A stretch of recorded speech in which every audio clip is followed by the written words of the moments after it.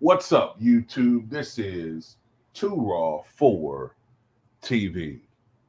And I have some breaking news to report, and that is that Kamala Harris, the now official 2024 Democratic presidential nominee, replacing Joe Biden, has picked Minnesota Governor Tim Walz as her running mate for this general election cycle. Vice President Kamala Harris has selected Minnesota Governor Tim Walz as her vice presidential running mate, according to sources knowledgeable of the pick. And this adds a popular Midwestern state executive to the ticket as the party gears up for its general election this fall.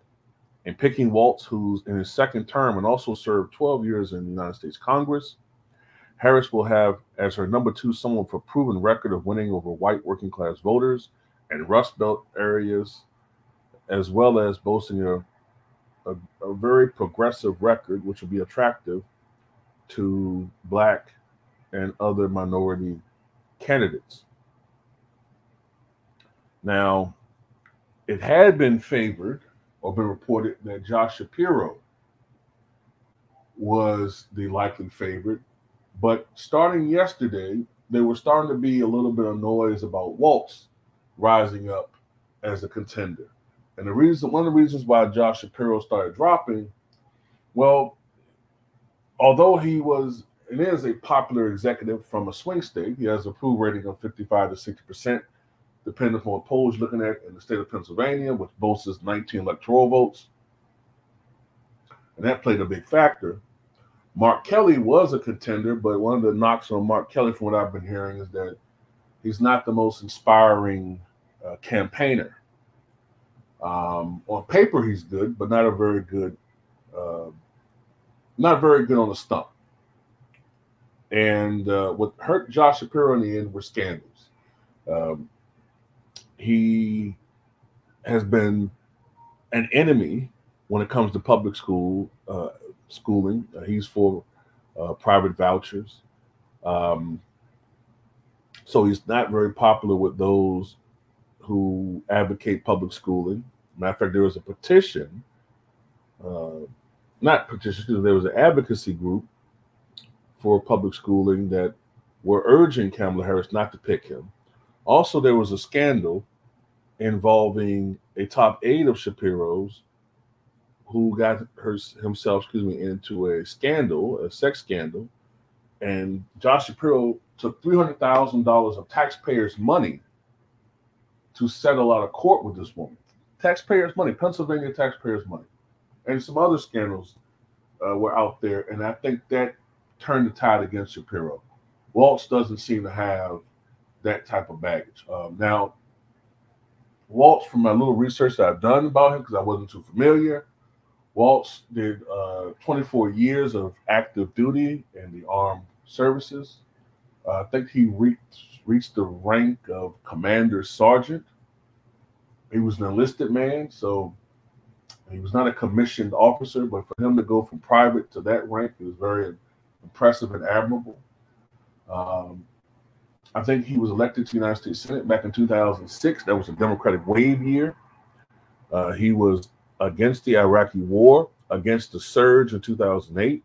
He served on several committees in Congress, and he ran for governor for the first time back in 2018, won a comfortable victory, was reelected a couple of years ago in 2022, which was a year that the Republicans were supposed to have this huge red wave. It turned into a drip. And, he seems to be on the right side when it comes to civil rights, or human rights, as I like to call it now. Now, the Philando Castile tragedy predated his term as governor, but he was governor when the whole George Deal situation unfolded tragically in 2020. He demanded justice. He demanded that police officer be brought to justice. So he's on the right side when it comes to a lot of different things. Now, the state that he's from, Minnesota, has not voted Republican since the Nixon landslide in 1972. However, since the 90s and early 2000s, Minnesota's become a little bit more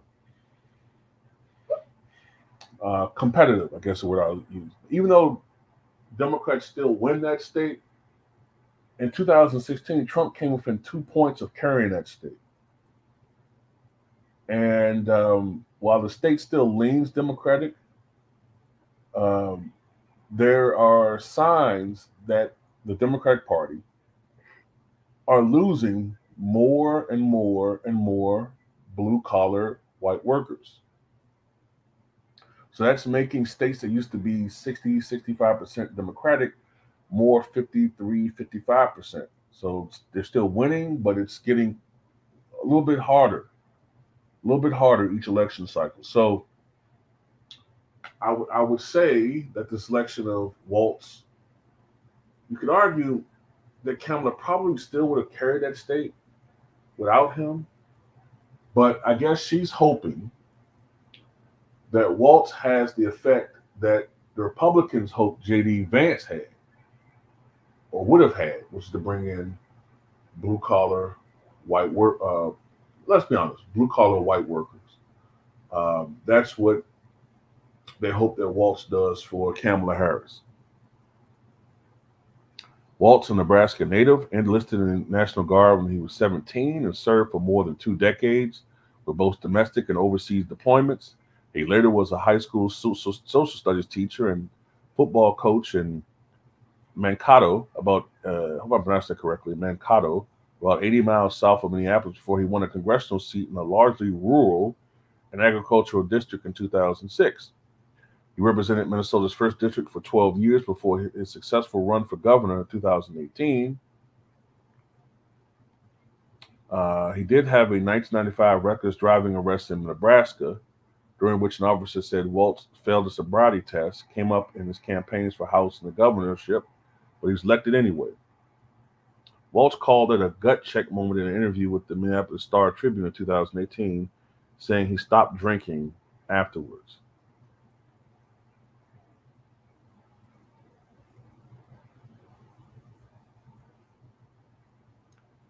And as I said, his rural upbringing and background will be a big boost.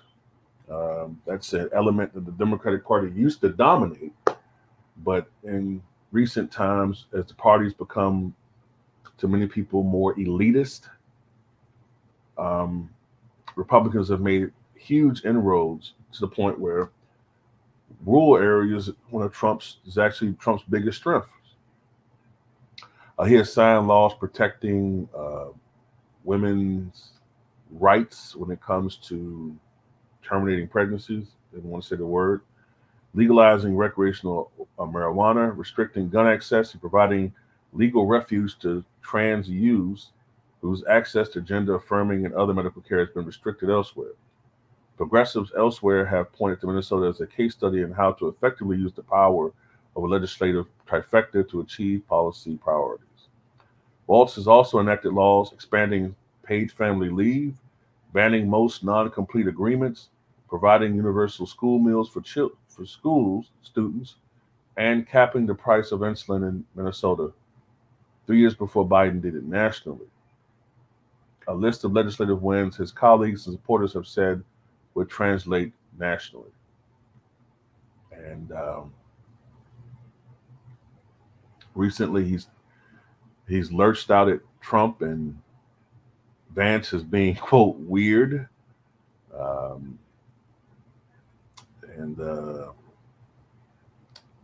So look, I don't know how effective this pick's going to be. I'm not going to speculate. I did that with J.D. Vance. But I guess if everything goes right, they hope that his Midwestern appeal will help them retain Minnesota, which will likely happen.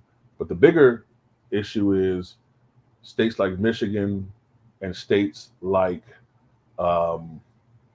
Wisconsin.